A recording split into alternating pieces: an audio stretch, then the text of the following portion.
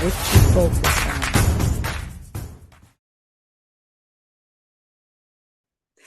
Hello, everyone, and welcome back to the Lady K Chat podcast. You are here with your favorite host, Lady K. And guess what, everybody? For those who don't know me, I am the one that will tell you about yourself with love. I do everything in decency and audible with love. Listen, people are withholding the truth out there, and I'm one person that I like to be truthful and direct. So that is one thing about me. So that is one thing about my show, and I would like you guys to welcome. Now, all month long, I'm going to be talking about our Black boys. I think our Black boys are very important. You know, they are the new wave of the next generation to rise up. But today I have a little help. Oh my God, this gentleman used to be on BET, everyone. Y'all remember when BET was big? Yes, he had his own show. I would like everyone to help me welcome my guest, Mr. Steve Berlack. How you doing Hey, today, Steve? I'm good, Lady K. How you doing today? I am good. It's a pleasure to have you here, Steve. The pleasure is mine. Thank you so much for having me on. I appreciate you. Now, I know, Steve, prior to us coming on, I know we had a lot of different conversations, right? But one of my main questions that I want to ask you, right, in particular, because I know you used to work with young Black boys, right? I wanted you to tell me in the audience, what is one thing that you saw that was repetitive that you saw that our Black boys need help in? Can you talk about that a little bit? Sure. In my past life, I was an educator in a major city public school system. And after getting out of education, I've done some work with outside of just teaching in a classroom. I've done work with like male youth mentoring. And so having done that, I got to work with a lot of male students in the school system. And there's a lot of different stories. I mean, we could literally just tell story after story. But one of the things that became very clear to me early on in my tenure was that one of the things that I saw time and time again, classroom after classroom, place after place, is that a lot of our boys are suffering from a lack of self-awareness. They don't know who they are. They don't know where they come from. They don't know their history, and put that in context with everything that's going on in our country right now, including in the great old state of Florida, where literally there is a movement to remove the history of what we have done in this country and the impact we've had. Absolutely. And that is because they are conscious of what it means to our Black boys and Black girls, what it means to empower them through knowledge of self, through history, and our perspective of what happened. This history is nothing more than perspective. People don't Can pay I attention to interject real that. quick, Steve? Of I'm course sorry. you can. I just want to, because you hit something. And just recently, I'm pretty sure you probably heard of it, but just recently, Florida is in the process of passing a law of how they want to teach African American students about history. So it's like pretty much they're not giving the whole truth. They're stripping a lot of the truth. And a lot of people have a lot of mixed feelings with that. What is your concerns? Because, everybody's just like, are you serious? Is this the route that we're going? Everybody feel like we're going back to the Jim Crow rules. Yes, absolutely. Well, when I was in the education system, I taught history. And one of the reasons why I taught history was because I fell in love with the idea of understanding the impact of who we are, that history is all about self-awareness, which is you cannot be successful in life unless you are self-aware. And that means answering two questions. Who are you? And to whom do you belong? But that's a whole nother, we will talk all day just on that alone. So my feelings about it is that they're very conscious. There's a reason why they're doing it. Number one, the reason why people like Governor DeSantis are trying to erase history is because they're fearful of the results of Black boys and girls understanding their history, understanding their role in this country, the blood that we have shed, the investment we have made in the soil of this land. They're terrified that we will grow and rise in power because we understand that we truly are Americans in every sense of the word. And so in order to erase the impact of that, in order to erase the power of that, one of the things that they're put in place was because the way it works is when you develop curriculum, there are certain principles, certain standards around which teachers are taught to teach, right? And one of the standards that Florida passed was this idea that slavery actually was beneficial to Black people in America, that it taught them trades that later became beneficial to them. Yeah. And again, the whole idea of that is to whitewash the true impact that slavery had. Malcolm X talked about it all the time. The true impact of slavery wasn't just the physical chains that we wore on our arms, our legs, and our necks. It was the mental chains that we carry with us today. Just calling ourselves the N-word and putting an A on it instead of an ER. I mean, that's a prime example of what Malcolm X would talk about. And it's funny because when people talk to me about, well, it's okay to do that, I would say, okay, well, tell Malcolm X that. Tell Nat Turner that. Tell Martin Luther King that. Coming from a background, Steve, that I used to hear that word a lot. And in other words, right, of course, when you grow up in it, that's the language, right? But like you said something profound. But when you start to come into awareness, right, and you start to realize, I don't like that word, right? And then when you start telling people around you, like, hey, we should stop using that word, they're still looking at you like you're weird. And it's like, well, you guys don't get it? Like, this is not cool. I even heard and this is another thing too, because mothers, we're really important in the homes, right? And, our children are really watching us and they learn from us. So when you hear mothers, and I know that's a whole nother level, but when you hear mothers call their sons niggas, it's like, are you serious? And then you see the community behind it talking about, well, what's the problem? What's the problem? You called your child that. Why would you speak that? And remember, we speak life. We give life. Why would you speak that to him? I'll tell you a couple of very quick stories just around the impact of that word. And in another past life, I actually wrote poetry, a lot of poetry, including Who's Nigger, which is probably one of my favorite pieces that I've written.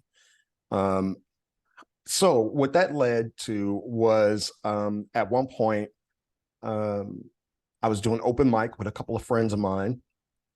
And so what we decided to do, I was going to present another piece that I did called Words Give Birth, because it literally talked about, and just what you talked about, the power of words. And so the piece I wrote was called Words Give Birth. And so what we did was I had a partner of mine come up on stage with me, and he actually did an initial poem that he did as well.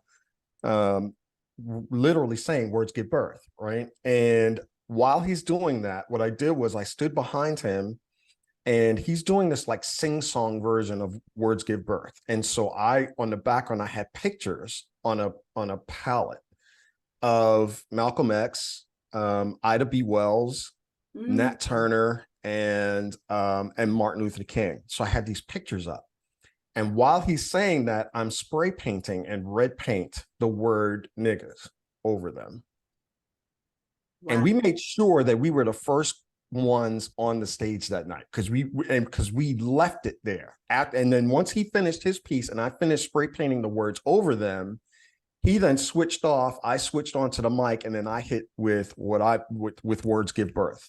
And just talking about this idea of perspective of the word and the power of the word. And it's like, okay, and in the poem, I speak about, if you say that this word is okay, tell that to Martin Luther King. Right. Tell that to Malcolm X. And just picture somebody trying to explain to Malcolm X how saying the N-word is okay. Like, just imagine the verbal tongue lashing that this Black person would get from Malcolm X.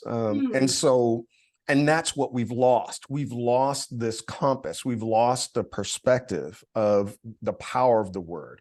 That word was used to tie people to a pole, right, and roll hot irons on their skin and fleece their skin with the power of that word, because they did something like try to vote. Like, we have to remember that is part of who we are, that's part of where we've come from.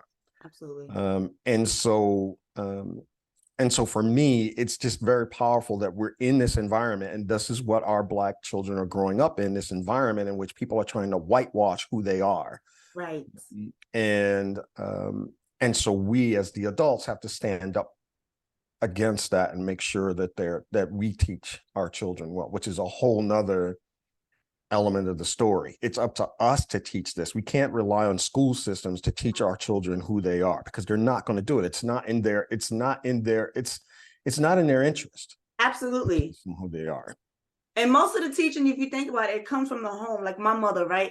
And this is so funny because it happens, but as long as you're repetitive, your children will get it, because it's like this is when the seeds are falling and you're like wondering when it's going to finally plant. My mother had this thick book of African American history. And I remember when I was a little younger, she tried to get me into it. I'm like, I wasn't really interested, right? But then becoming and being more in awareness, I start to peek through the book and I start to read it. And then I sat down with my youngest and he was so excited. And I said, and this is how it should be. We should get them at that stage, because you already know sometimes it's hard when they're in their teenager years. They ain't trying to hear you unless you already started from when they was young. They will continue. But if you try, sometimes that's a tough period, because you just never know. Yeah. The fact that my 7-year-old was excited, and I always say this too, because I'm not perfect. I was a mother very young. So with my second one, I feel like I have a second chance. So I'm acknowledging certain things to him at an early age, and he's excited about it. And I'm like, and you see, we have to pay attention. That's the time. Even before that, that's the time to really get them, because if you stick with that, it will go older. And even if you think about it, other cultures do the same thing. They start with their babies from the young age. Yes. Like we have to get into the hip with it. It's like they understand the assignment, but if you look back, it's like we don't, because intentionally they want us to be divided. But if we understand what it truly means to be together, which I say occasionally we do, like when certain issues arises, we do, but it's like, let's not wait till those issues arise. You see what I'm saying? Why do we do that? But it does matter. You ever heard that saying, look, just because me and my family is having an issue, don't mean that if you come mess with them, I have their back. And I think that's a wonderful thing. But again, it goes back to what you say. It just shows how powerful we are when we want to be united. But we need to be like that all the time. Absolutely. And it's funny that we're having this conversation, because actually just this morning, I saw an old clip that I had seen years ago. Of all people, you'd be surprised where you get knowledge from. It's amazing. But Richard Pryor did an interview years ago. He was in his 30s. So we're talking, this was like the 70s, early 70s, mid 70s, when he did this interview. And the interviewer asked him, well, what is it that you're so afraid of? Why are white people afraid of, of what you have to say? And he said, they're afraid because if we actually start talking to one another and start talking, they'll be afraid that we will actually find out who the real enemy is. And the interviewer was like, wait, what? Like, what are you talking about? Who's the real enemy? And he said, greedy people.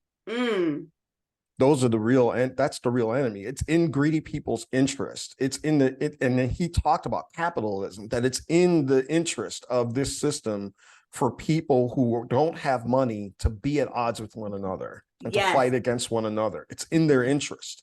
We could talk for hours just about that. That there are people who vote against their own interest around this false idea of race and who's better than whom.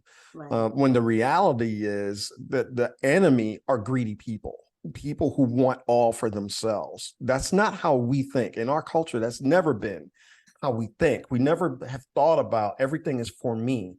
And so I'll give a quick example of the type of conversation that I've had with Black boys that I think is something that parents need to pick up. And many parents are doing it. I don't want to say here that Black parents out there are not having these conversations, because they are. The problem is nobody's talking about it. Nobody highlights it. It never makes the news. Nobody ever hears about it. But there are Black parents all over this country who are having these positive conversations, who are raising their children right, who are together in love and marriage, and who are raising their families the right way. So I don't want to say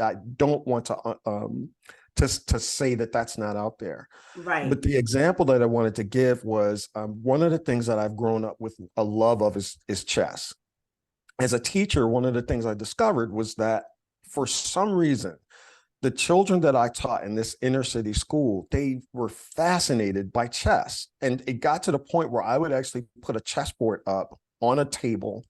And through the week, I would leave it there. And what I would do is I would have something called Freedom Fridays. So if I would tell them, listen, if you do your work, everything is good during the week, Friday, we're going to roll the chess set out.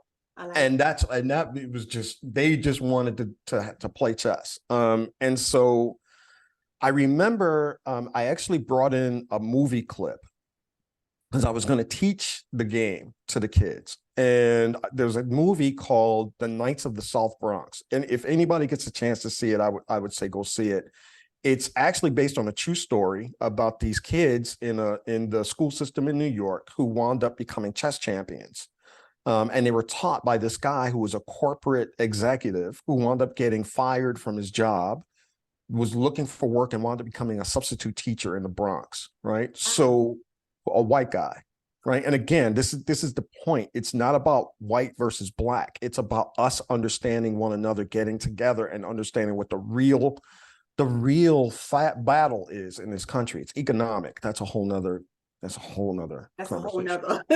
So anyway, so I showed this clip. And basically, it was just about, understanding chess and how chess can impact life and using lessons in the game. And so this kid who had been a problem, when I say a problem, he was disruptive. He was rude. Every time I went in there to try and teach anything, he was always disrupting the class. He was a knucklehead. I thought he was a knucklehead.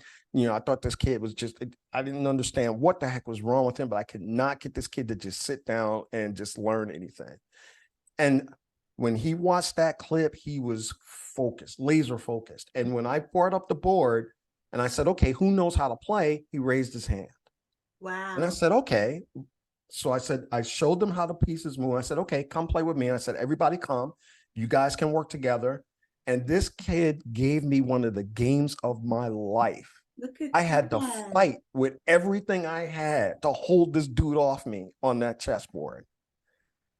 And when we were done, the conversation I had with him is something that's just not happening in school, because it wasn't about A plus B equals C. It wasn't about knowing history dates. It was about him. We were talking about him. And I said, wait a minute. If you can play chess like that, if you actually can read my moves, and you can understand that if you make this move, I'm going to make that move, and you can plan for that and counteract that, why do you disrupt my class? Why are you acting the way you do? And he said, you know what? I don't know. It's just people say stuff to me and I just get angry.